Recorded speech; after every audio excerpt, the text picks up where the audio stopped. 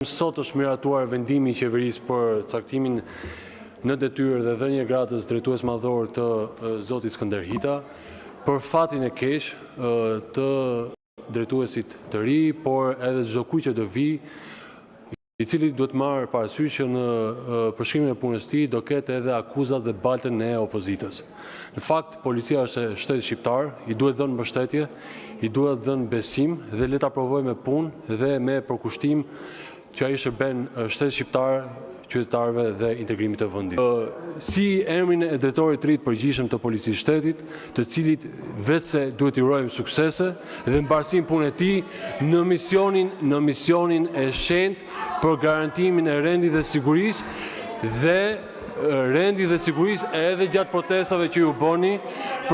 që ju bëni, molotove që ju hidhni, duke mbajtur në njërin dorë flamurin të vendeve Bashkimit Evropian dhe hidhni për tokë dhe shkelni për çuditnoni flamurin kombëtar. Turpi qoftë me ju dhe prisni deri në interpelancën e radhës se përgjigjen do ta merrni aty.